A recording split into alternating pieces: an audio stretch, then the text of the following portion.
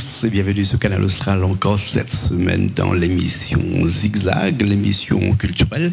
Et cette semaine, comme tous les mois, comme chaque mois, on a le plaisir d'avoir avec nous un pasteur, le pasteur Steve Kondak. Bonsoir pasteur. Bonjour Jean-Claude, c'est un plaisir d'être là une fois de plus, comme chaque mois, comme tu l'as dit, ça devient un rendez-vous mensuel. Et pour moi, c'est un plaisir de te retrouver. Bien sûr, on va parler bien entendu de Dieu. Dieu et la musique. Et la musique cette fois-ci, cette semaine. Les dieux marchent ensemble ou pas, ça se combine, ça se marie ou pas. Voilà. On va parler de musique, on va parler de chant aussi religieux, parce que je te disais tout à l'heure avant l'émission que quelqu'un m'a dit il y a quelques années de cela que chanter c'était prier 2 fois. Et donc on peut faire de la prière, mais on peut aussi chanter. En priant. Tout à fait. La musique adoucit les mœurs, simple, disait un grand philosophe, mais elle aide aussi à prier. Bien sûr, parce que la musique, effectivement, adoucit les mœurs, ça nous adoucit et ça permet aussi, ça crée un environnement propice à la prière. Oui. On le voit bien, en dehors même, par exemple, de la prière, en dehors de la croyance, en dehors de tout ce qui est religieux, Dieu, on le voit bien dans certaines philosophies, par exemple, lorsqu'on veut que les gens soient dans une phase de repos, de calme, de méditation, on a tendance toujours à mettre un petit fond musical assez doux. Pourquoi? Parce que ça permet en fait de créer cette ambiance, cette atmosphère en fait qui va permettre d'adoucir, d'amener une forme de paix. Et au travers de ça, nous avons aussi la musique religieuse ou la musique spirituelle, si je peux le dire ainsi. Mais je pense qu'au fur et à mesure de cette entrevue, on va développer ça. Bien sûr. Alors, les gens chantent à chaque moment. Il n'y a pas de moment bien précis pour chanter. On chante à la naissance, on chante tout au long de sa vie et on chante aussi à la mort, puisque lors des enterrements, il y a aussi des chants dédiés à ça. Donc, ce qui fait dire que la chanson, la musique, elle est dans toute la vie d'une personne, depuis sa naissance jusqu'à sa mort. C'est ça. Tout à fait. Et puis la musique, elle est universelle. On l'a si bien dit. Je pense que tu l'as dit, en prélude, la musique adoucit les mœurs. Et on peut voir que la musique permet de rassembler les personnes. La musique permet de rassembler, la musique permet d'adoucir, permet d'apaiser, ça permet aussi quelque part un petit peu de s'évader par rapport aux soucis du quotidien, les problèmes, les difficultés par lesquelles on passe. Lorsque on écoute de la musique, ça nous permet aussi de nous détendre. Voilà. Et c'est une forme aussi, d'ailleurs on le voit au jour d'aujourd'hui, il y a des personnes pour évacuer un certain stress, par exemple, ils vont même dans la sophrologie, dans toutes ces choses-là, on va utiliser certains fonds sonores, certaines musiques pour permettre aux personnes un petit peu d'évacuer leur stress, de se couper un petit peu de leur train-train, de leur monde, de leurs activités, pour avoir, moi j'appelle ça souvent, un pseudo-havre de paix. D'accord. Alors, dans la vie de tous les jours, tout est musique. On ne va pas dire que tout est politique, comme disait mon ami Yves Montrouge, que je salue, mais tout est musique aussi, puisque entendre le bruit d'une cascade d'eau qui coule, c'est de la musique. Entendre les oiseaux chanter, c'est de la musique aussi. Puis faire de la musique avec des instruments que l'on a derrière nous. Si on a fait cette émission-là, ici, cet après-midi, c'est pas par hasard, parce qu'on parle de musique, donc c'est normal qu'on a des instruments de musique à l'arrière. La musique a toujours existé depuis des années. D'ailleurs, même dans la Bible, on en parle de la musique. Bien sûr, mais je joins totalement. Alors, une fois, je te disais ici, Jean-Claude, je crois que tu finiras pasteur parce que... avec un grain d'ironie, mais parce que ce que tu dis est tellement sensé, est tellement logique, parce que tout est musique. Alors, pourquoi d'abord tout est musique? C'est simple. La raison pour laquelle Dieu a créé l'homme, c'est pour l'adorer. L'adoration, c'est une forme de musique. L'adoration, elle se fait par le canal de la musique, par le canal d'une forme de révérence, par plusieurs types de moyens. Et la musique fait partie de l'adoration, un moyen pour adorer Dieu. Or, Dieu a créé l'homme pour que l'homme l'adore. Et deuxièmement, si je peux dire ainsi, la musique a toujours existé parce que lorsque nous lisons la Bible nous apprend que la musique a commencé au ciel. Et ça, je veux te le démontrer par exemple, je veux te le prouver quand on va par exemple dans le livre d'Ézéchiel. On nous dit que Dieu a créé l'astre brillant. Dans Ézéchiel chapitre 28, on nous dit que Dieu a créé l'astre brillant parce qu'il était là pour diriger la chorale au ciel avec au son des tambours pour adorer Dieu, pour louer Dieu. Voilà. Et alors, nous sommes dans Ézéchiel, désolé, Ézéchiel. Chapitre 28. J'aimerais quand même le lire parce que le monde a été fabriqué à partir d'un son, d'un bruit. Hein. Si on commence avec la genèse de l'univers, hein, le Big Bang a un son. Hein, et ce son-là, c'est ce son qui fait de la musique aujourd'hui. Hein. On a tendance à dire que c'est un la mineur. Hein, mais bon, c'est de la musique aussi. Le monde a été commencé avec la musique aussi. Donc c'est tout à fait normal que dans les astres, Dieu a parlé de la musique avec son orchestre céleste, peut-être. Bien sûr, parce que tout vient du ciel. Là, je suis ici dans Ézéchiel chapitre 28, hein, il y a tout un chapitre qui a été consacré à cela, notamment à la musique. On nous dit carrément, comment s'appelle ici, au verset 13. Tu étais un Éden, je ne vais pas tout lire parce que c'est tout le chapitre carrément qui est dédié à cela, mais je lis juste un verset. Tu étais en Éden, Ézéchiel chapitre 28, verset 13, pour ceux qui ont des Bibles. Tu étais en Éden, le jardin de Dieu. Tu étais couvert de toute espèce de pierres précieuses, de sardoine, de topaz, de diamants, de chrysolite, d'onyx, de jaspe, de saphir, d'escarboucle, d'émeraude et d'or. Tes tambourins et tes flûtes étaient à ton service, préparés pour le jour où tu fus créé. Tu étais un chérubin protecteur. Donc on nous dit ici, les tambourins et les flûtes étaient à son service. Au service de qui? De l'astre brillant. C'était un chérubin. Depuis le jour où il a été créé dans la musique. Et ce chérubin avait pour rôle, vocation de diriger la chorale céleste. Ça veut dire même au ciel, dans la présence de Dieu, il y a des tambourins, il y a des flûtes. Parce qu'en vérité, tout ce que nous vivons sur la terre, c'est l'ombre des choses spirituelles. C'est une préfiguration de ce qui est parfait, de ce qui est céleste. C'est pourquoi un homme disait qu'il n'y avait rien de nouveau sous le soleil. Bien sûr. Alors, on en parlait tout à l'heure, hein, mais tout encore de la musique. Tu me disais que toi, avant, tu étais chanteur, hein, mais pas n'importe quelle chanson, tu faisais du rap. C'est bien ça. Est-ce que le rap est compatible avec la musique religieuse, par exemple? Est-ce qu'il y a une bonne musique? Il y a une mauvaise musique? Je peux dire oui, il y a une bonne musique et une mauvaise musique. Parce que même dans la musique que les gens peuvent considérer comme bonne, c'est-à-dire la musique mondaine. Quand je dis il y a la bonne musique et la mauvaise musique, c'est parce que moi je scinde la musique en deux parties. La mauvaise musique, ce que j'appellerais la musique mondaine, parce que la musique mondaine, elle est là pour glorifier la chair. Elle est là pour glorifier la convoitise de la chair. Elle est là pour glorifier l'être humain, l'homme. Et derrière cette musique, il y a une inspiration. Et toute inspiration est spirituelle. Nous avons trois sources d'inspiration. Nous avons l'inspiration divine, parfaite, qui vient de Dieu, comme les écrits. La Bible a été écrite sous inspiration. Une fois, on était ensemble sur le plateau, j'ai démontré dans 2 Pierre chapitre 1, au verset 19 à 20, où la Bible déclare clairement que ce n'est pas poussé par une volonté d'homme que des hommes ont parlé de la part de Dieu, mais c'est poussé par le Saint-Esprit que des hommes ont parlé de la part de Dieu. Donc les gens peuvent le lire dans 2 Pierre chapitre 2 verset 2 Pierre chapitre 2 chapitre 1 verset 19 à 20. Voilà, juste pour gagner du temps, je ne le lis pas. Et donc on voit que c'est poussé par le Saint-Esprit, donc c'est inspiré par le Saint-Esprit que des hommes ont parlé de la part de Dieu. La deuxième source d'inspiration, c'est la source d'inspiration négative, néfaste, qui vient du diable, qui vient du malin.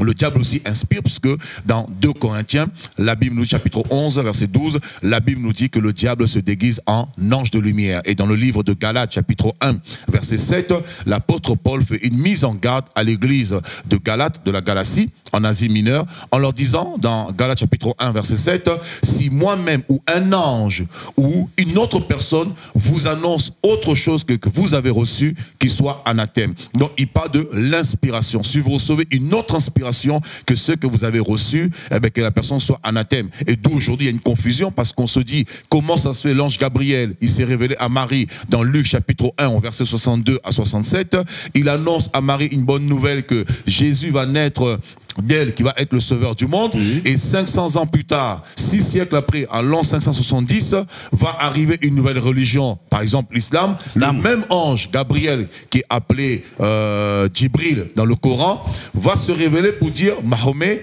est le dernier prophète. Vous voyez la confusion qui est un petit peu, le même ange qui se révèle à Marie, qui annonce que Jésus est le sauveur, et 6 siècles après, le même ange sous un autre nom, Djibril, qui va se révéler à Mohammed, à Médine, pour lui transmettre le Coran et annoncer quelque part l'inverse de ce qui est écrit un petit peu dans la Bible. Et la troisième source d'inspiration, c'est l'inspiration charnelle.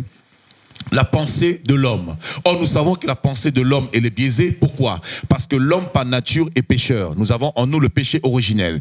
Or, le péché originel a ses désirs, a ses convoitises, a ses envies. Et dans ce péché originel, nous avons la notion du bien et du mal. Or, la notion du bien et du mal dans l'homme est faussée. Pourquoi? Parce que ce qui est bien pour l'un peut être mal pour l'autre. Un exemple, ce qui paraît bien pour toi, pour moi, il peut être mal. Et ce qui paraît bien pour moi, il peut être mal pour toi. Parce que dans cette notion du péché originel, il y a la semence du diable, parce que faut pas oublier que lorsque l'homme, le premier homme, Adam, Ève ont été tentés par le serpent, ils ont mangé ce qu'on appelle deux fois, les gens représentent cela par une pomme notamment, on appelle ça le fruit de l'arbre de la connaissance du bien et du mal. Exactement. En fait, qui incarne tout ce qui est contraire à la pensée de Dieu. Et ça, lorsque l'homme a mangé cela, il est sorti de la volonté de Dieu et il s'est assujetti à la volonté du bien et du mal. Or, dans Dieu, il n'y a ni le bien ni le mal. Dans Dieu, il y a ce qui est bon. Or, ce qui est bon, c'est ce qui est juste. Donc, nous avons trois sources d'inspiration.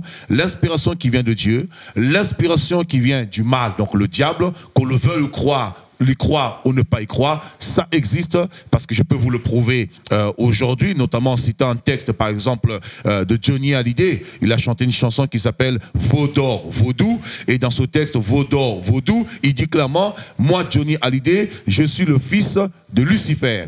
Donc Lucifer c'est qui? Nous savons tous que Lucifer c'est le diable. Donc la preuve que le diable existe. Et la troisième source d'inspiration, comme je l'ai dit, c'est l'inspiration humaine. Or l'inspiration humaine, ben, c'est le désir de l'arbre de la connaissance du bien et du mal, donc automatiquement qui n'est pas forcément juste, qui n'est pas forcément bon. Et une inspiration généralement faussée par son entourage, que l'on habite au pôle Nord, au pôle Sud ou en plein milieu dans l'équateur, on a une inspiration qui est différente. On a parlé de ces trois inspirations-là, bien entendu, il faut être inspiré. Bien sûr, oui, il faut être inspiré. On revient à la musique, puisque c'est le sujet d'aujourd'hui. Et dans la musique, pour les gens qui font de la musique, qui jouent d'un instrument, il y a deux types de personnes. Il y a celui qui est peut-être inspiré, qui sait tout faire, prenons le cas de Richard qui est de l'autre côté, qui a l'oreille parfaite, et puis d'autres personnes qui ne peuvent pas faire de la musique parce que ils ne savent pas faire de la musique, non pas parce qu'ils n'ont pas appris, mais c'est parce qu'ils n'ont pas reçu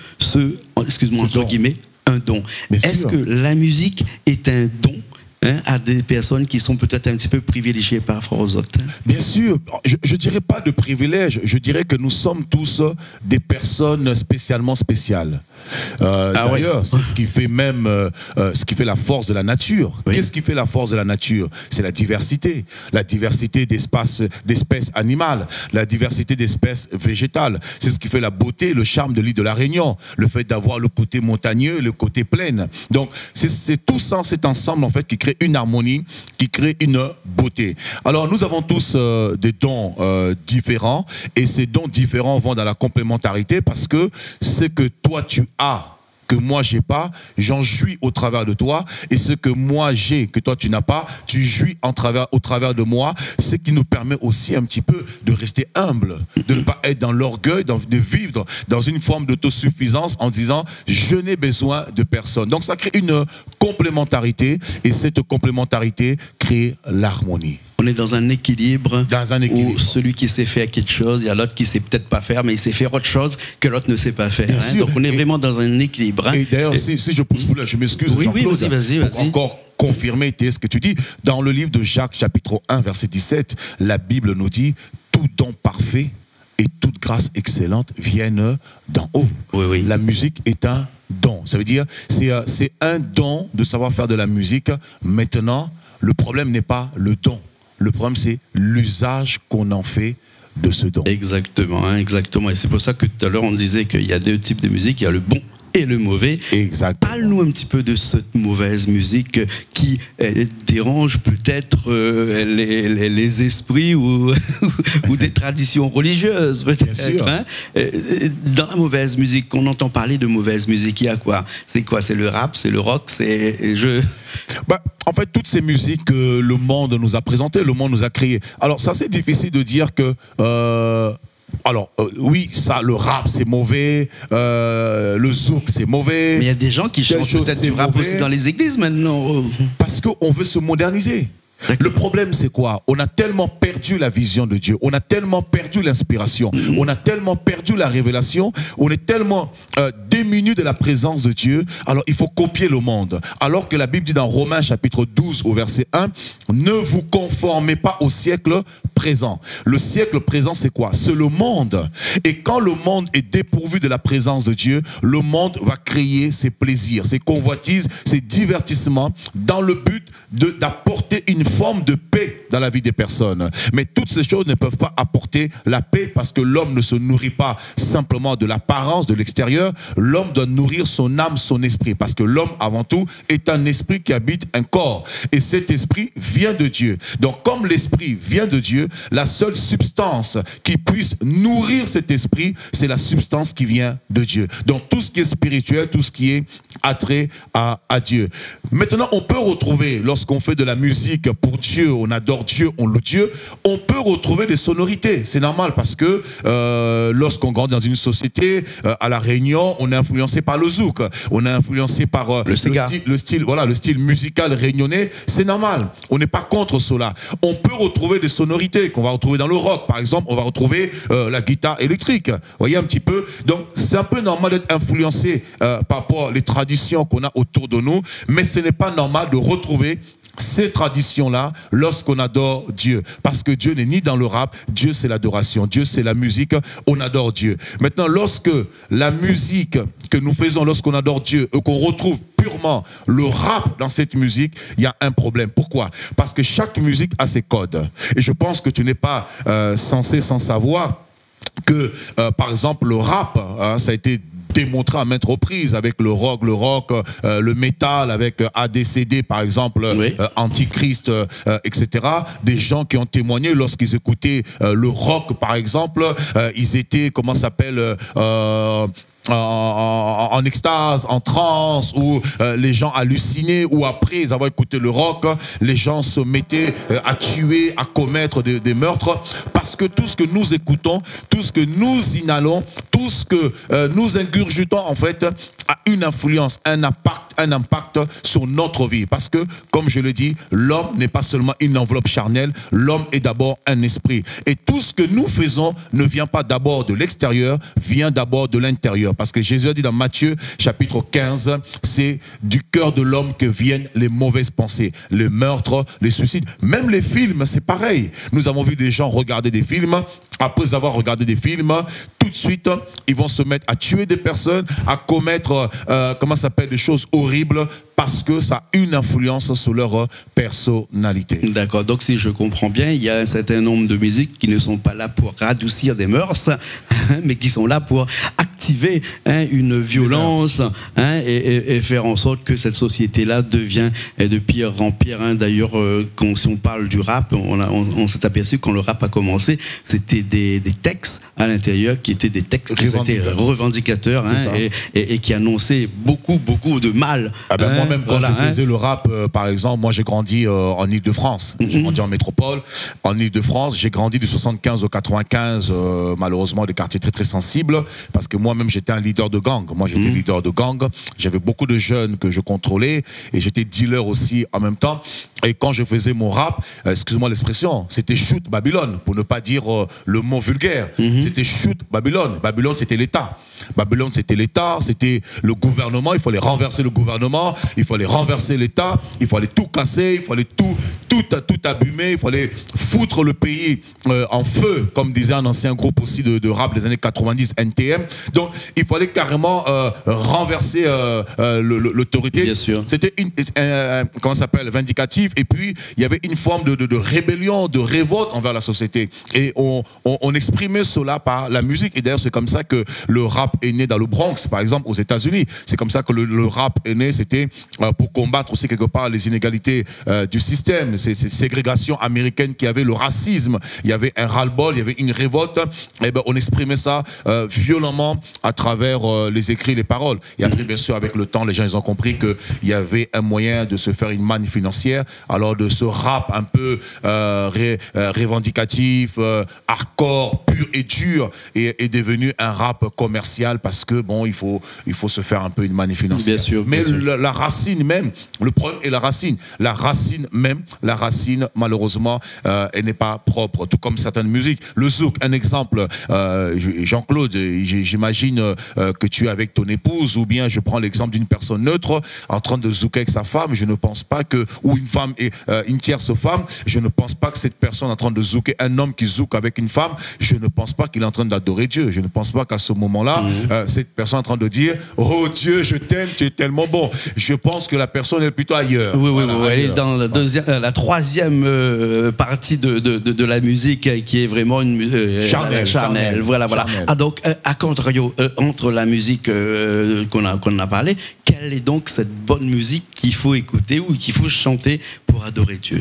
Alors la musique spirituelle, la Bible nous dit dans le livre de Éphésiens chapitre 5, je vais le lire au verset 19. Voilà, comme j'ai ma Bible avec moi, je vais lire, ça sera mieux, ça sera plus concret parce que souvent ça sera, on pourra dire, c'est la parole du pasteur Steve Kunda. Ce n'est pas ma parole, c'est la parole de l'évangile. Et nous sommes soumis à la parole de l'évangile. Alors on nous dit ceci, verset 18, ne vous enivrez pas de vin, c'est de la débauche. Soyez au contraire remplis de l'esprit. Déjà la première mise en garde, c'est ne vous enivrez pas de vin, c'est de la débauche. Soyez au contraire remplis du Saint-Esprit. Voilà, parce que le vin nous enivre. Alors juste une petite parenthèse, tout à l'heure avant d'arriver, quelqu'un m'a appelé, il me dit, pasteur, vraiment ça va pas, j'ai fait une bêtise hier, j'ai pris 3 verres de vin quand j'étais voir ma famille, mes parents, et puis au retour, j'arrive au rond-point dans le sud de l'île, il y avait un contrôle policier, ils m'ont arrêté, j'étais quand même à 0,30, donc ça m'a amené des problèmes comme pas possible. Mais pasteur, je te promets, c'était juste verre de vin. Bon, il n'était pas aussi enseigné par rapport à ce côté-là, hein. Donc je lui ai expliqué, c'est pas grave, Dieu ne te tuera pas, tant que tu es sincère avec toi-même, tu demandes pardon à Dieu et tu abandonnes cela, eh ben, tu avanceras. Et je lui ai fait comprendre que le vin n'était pas bon, parce qu'on nous dit ici, ne vous enivrez point de vin, c'est de la débauche. Et la preuve, si lui-même il a été réprimandé par l'officier de l'EPJ, par les policiers, c'est qu'on reconnaît par là que c'est pas bon. Mais malheureusement, nous sommes dans un monde hypocrite, parce que nos gouvernements, ils sont prêts à vendre les personnes, à mettre des amendes, à infliger des retraits des points à des personnes, et ils sont contre l'alcool, mais malheureusement, ils ne font pas ce qu'il faut véritablement pour pouvoir rendre ça prohibé totalement, parce que ça continue à se vendre dans les magasins, dans les boutiques, et ça c'est une forme d'hypocrisie. Et ça crée une richesse pour le gouvernement via les taxes et impôts, etc. Voilà pourquoi tout à l'heure je disais que le bien et le mal, ça c'est relatif. Dieu n'est pas dans le bien et dans le mal, Dieu est dans ce qui est bon. Ce qui est bon, c'est ce qui est juste. Alors, on continue parce que là c'était du vin, alors que là on est plus dans la musique. Non, c'est pareil. Pourquoi on parle de cela? Parce qu'on fait un lien pour montrer en fait que la musique nous rend ivre. Il y a l'ivresse physique, il y a aussi l'ivresse spirituelle. C'est pourquoi il commence en disant, ne vous enivrez pas de vin, c'est de la débauche. Au contraire, soyez remplis de l'esprit. Donc il nous oppose le vin de la débauche. Donc on dit que le vin c'est la débauche. Le vin c'est l'ivresse. Mais pour pallier à cette ivresse, il faut être rempli du Saint-Esprit. Alors comment être rempli du Saint-Esprit? Et c'est là le verset 19 apporte l'explication. Entretenez-vous par des psaumes. Le mot psaume en grec veut dire psalmos. Ensuite il dit par des hymnes. Hymne en grec veut dire hypnos. Hypnos veut dire des chants de louange à la gloire des conquérants. Pourquoi des conquérants? Parce que celui qui a reçu Jésus, il est vainqueur, il est conquérant. Vainqueur de quoi? Vainqueur de la débauche, vainqueur de l'ivresse, vainqueur du péché, vainqueur de l'adultère, vainqueur du mensonge, vainqueur du vol, vainqueur de toutes les convoitises de ce monde. Alors il peut célébrer. Lorsque l'équipe de France gagne la Coupe du Monde, ils arrivent aux Champs-Élysées, ils sont tous accueillis en grande pompe et là on chante la Marseillaise. Aux enfants de la paix. Voilà. Donc, et si l'on fait de manière physique, eh bien, spirituellement aussi, il y a des hymnes en grec qui dit hypnos, chant à la gloire des conquérants. Je continue. Il dit ceci, chantant, et bien sûr, et par des cantiques spirituels, chantant et célébrant de tout votre cœur les louanges du Seigneur. verset 20, rendez continuellement grâce à Dieu le Père pour toutes ces choses au nom de notre Seigneur Jésus-Christ. Verset 21 pour finir, vous soumettant les uns aux autres dans la crainte de Christ. Ici, il nous fait comprendre que lorsqu'on ne chante pas des louanges à la gloire du Seigneur, lorsqu'on ne chante pas des hymnes, lorsqu'on ne chante pas les psaumes, d'ailleurs les psaumes, ça nous renvoie aux psaumes de la Bible. Souvent, lorsque nous étions catholiques, on aimait beaucoup le psaume 91, 91, parce qu'on avait tellement peur. Quand on a peur, quand on a des soucis, tout de suite on brandit le psaume 91. Ah, je ne le connais pas, c'est quoi le psaume 91? Celui qui repose, à partir du verset 1 jusqu'au verset 10, celui qui repose à l'ombre du Tout-Puissant, repose, celui qui demeure, il demeure sous l'abri du Très-Haut, à l'ombre de ses ailes, et ainsi de suite. Voilà. Et alors on chante cela, ou sinon le psaume préféré, le psaume de l'Éternel est mon berger, de David. Ouais. Le psaume 23, l'Éternel est mon berger, machin, tout ça, etc. Il me fait reposer dans les verts pâturages. Voilà un petit peu. Et ici, donc on voit ces psaumes, le livre de psaumes que nous avons, en vérité ce livre-là, ce sont des chants. Et à chaque fois quand on lit un psaume, le premier titrage c'est Cantique des degrés, cantique des degrés. Ça veut dire en fait, ce sont des louanges qui montent. Ce sont des louanges qui montent en degrés, qui montent en intensité. Donc tous les psaumes en fait, c'est pas juste des écrits. Les psaumes sont des cantiques. Et la majorité des psaumes, c'est le roi David qui les avait écrits parce que David était à la fois roi, prophète et chantre. Et en tant que chantre, il chantait beaucoup pour Dieu avec la harpe parce qu'il aimait beaucoup jouer à la harpe. Et c'est lui aussi, lorsqu'il a bâti le temple pour Dieu, dans 1 Chronique chapitre 25, lorsqu'il a bâti, dans 1 Chronique chapitre 17, il a commencé à bâtir le temple pour Dieu. Et dans 1 Chronique chapitre 25, à partir du verset 1 jusqu'au verset 15, David va faire le dénombrement en Israël. Et dans la tribu de Lévi, il va prendre les fils d'Asaph. Voilà pourquoi dans les psaumes, nous avons les psaumes de David et les psaumes d'Asaph. Parce que Asaph était un compositeur qui a beaucoup écrit des psaumes, des louanges, des chants pour Dieu. Et dans la famille d'Asaph, tous ses descendants étaient consacrés dans le temple de Dieu, qu'on peut appeler aujourd'hui communément l'église. Étaient consacrés dans l'église, dans le temple de Dieu, pour célébrer les louanges de Dieu avec le peuple. Et par ailleurs, d'ailleurs, à l'époque, on utilisait notamment la musique pour la guerre. Dans 2 Chroniques chapitre 20, à partir du verset 20 jusqu'au verset 23, lorsque Asaph et le peuple d'Israël vont partir en guerre, on va mettre les Lévites devant l'armée. On met les Lévites, on met les fils d'Asaph, ils vont commencer à sonner de la trompette, ils vont commencer à jouer de la harpe, ils vont commencer à jouer des tambourins, ils vont commencer à jouer des louanges à la gloire de Dieu, et par leurs louanges, ils ont terrassé leurs ennemis. Donc voilà un petit peu ici. Donc lorsqu'on ne se nourrit pas des chants spirituels, pourquoi des chants spirituels? C'est pas juste pour le plaisir, parce que les chants spirituels permettent de nourrir notre esprit. Parce que ce que Dieu veut, c'est que nous soyons en communion avec lui. Or, pour être en communion avec Dieu, nous devons faire en sorte que notre esprit, en fait, puisse être sensible à Dieu. Ça soit un canal pour être en communion avec l'esprit de Dieu. Parce que Jésus a dit dans Jean chapitre 4, au verset 22, l'heure vient, et elle est déjà venue, où les vrais adorateurs adoreront le Père en esprit, parce que Dieu recherche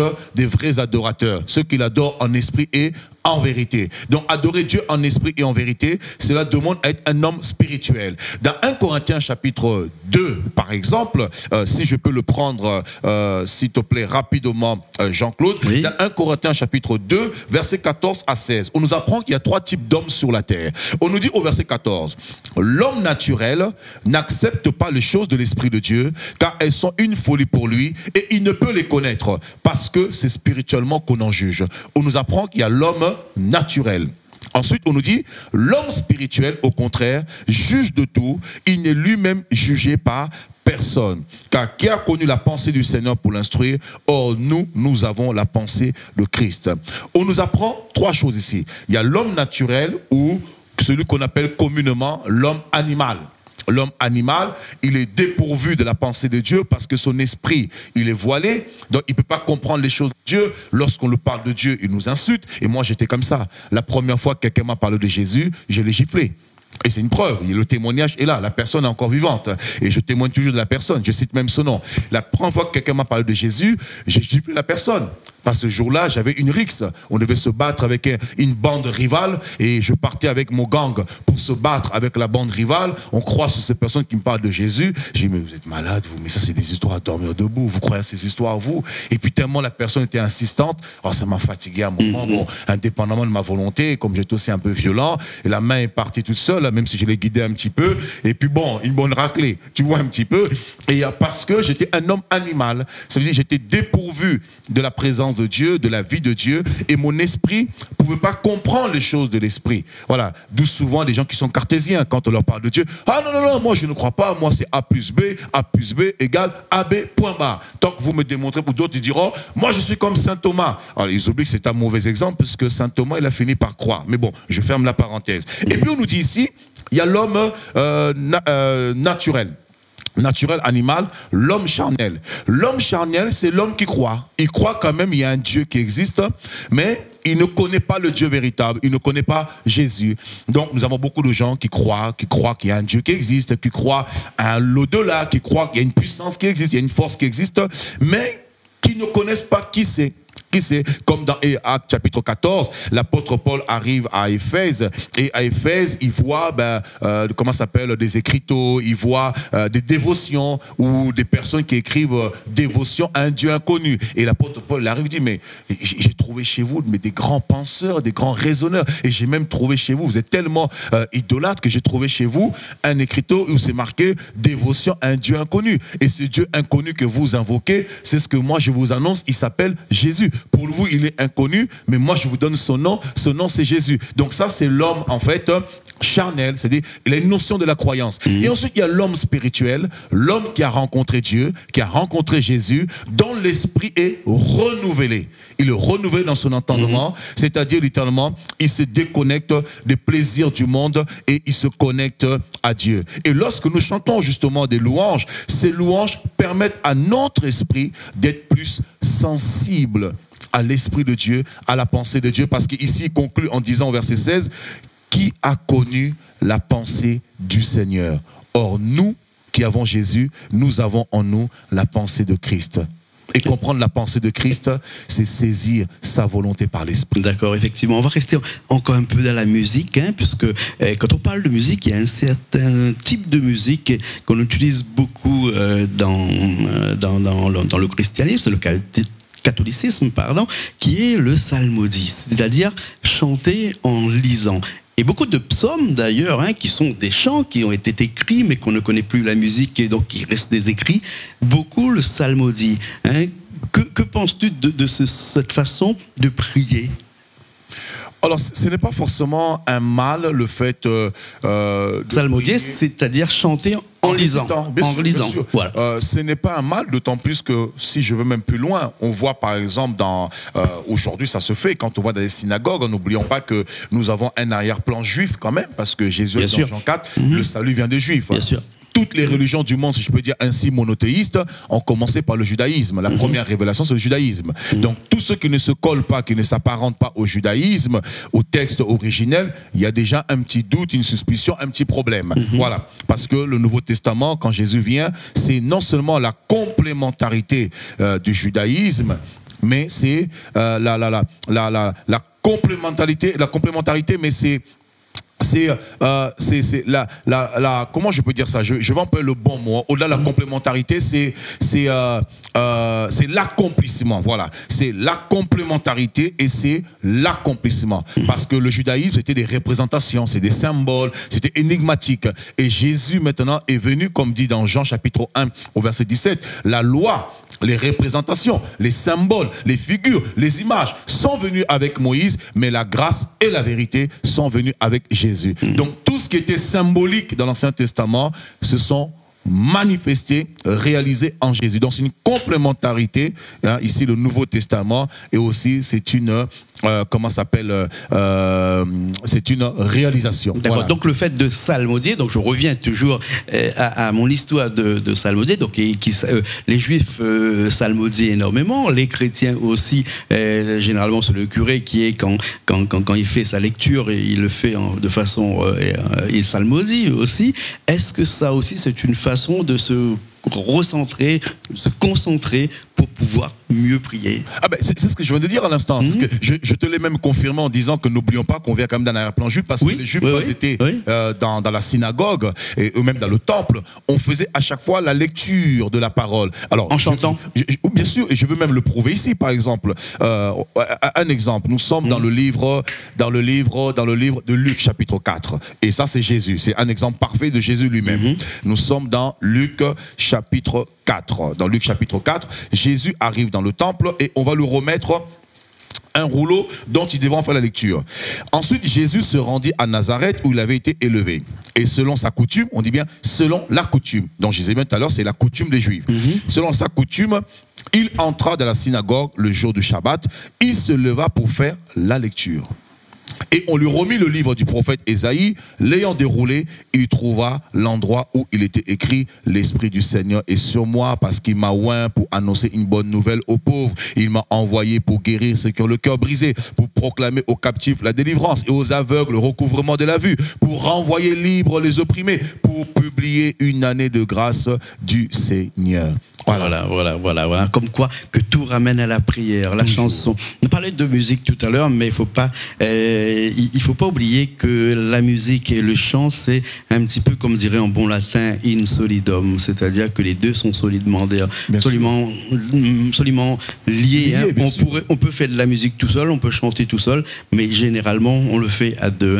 On va finir cette émission dans un petit instant avec une chanson qu'on va faire ici, moi à la basse, et puis il y a des personnes qui vont venir, tu vas me présenter, à la batterie, au piano et puis au chant. Au chant, on la connaît déjà, mais avant ça, on va faire une petite conclusion sur notre sujet d'aujourd'hui qui était la musique dans la prière.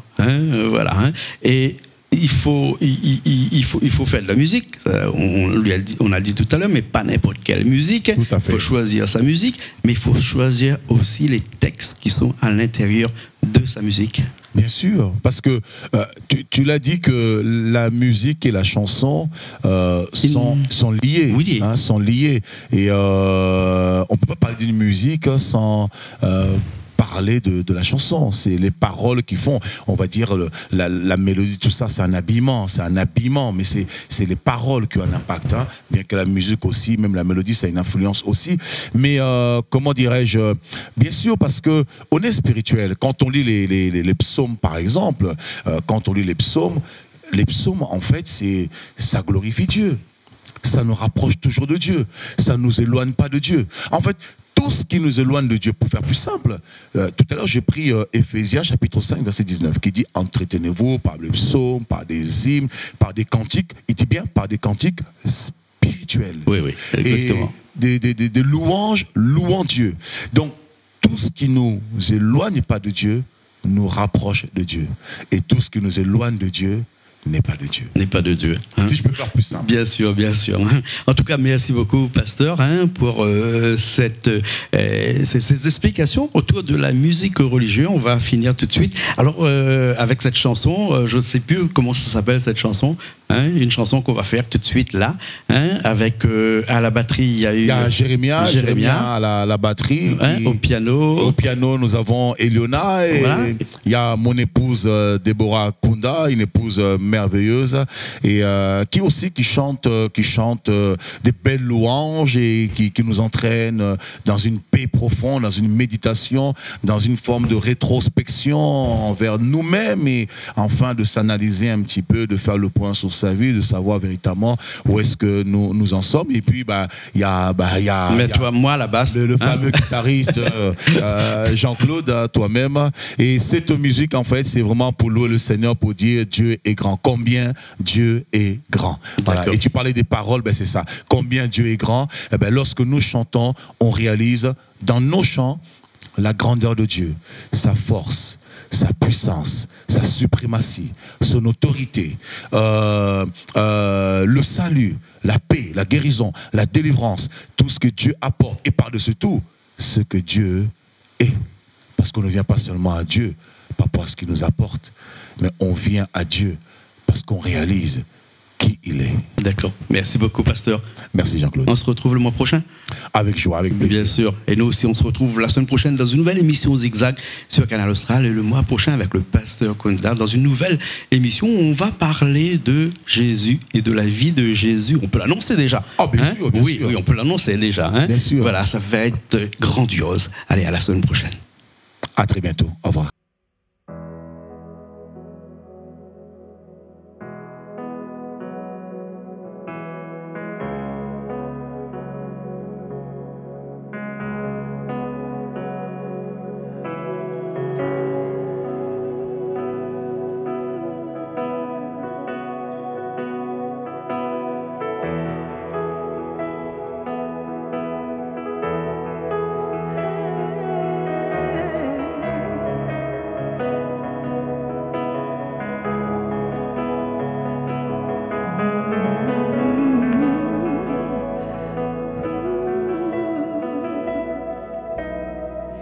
Le roi dans sa beauté, vêtu de majesté, la terre est dans la joie, la terre est dans la joie, sa gloire resplendit. L'obscurité s'enfuit au son de sa voix, au son de sa voix. Combien Dieu est grand, chantons-le combien Dieu est grand, et tous verront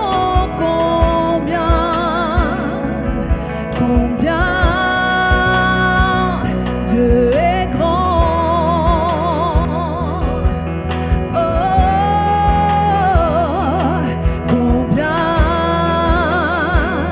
Dieu est grand. Chantons-le combien Dieu est grand. Et tous verront combien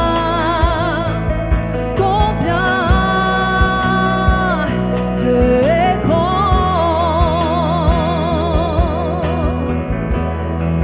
Alléluia. D'âge en âge, il vit. Le temps lui est soumis. Commencement et fin. Commencement et fin. Céleste Trinité, oh, il est le Dieu d'éternité,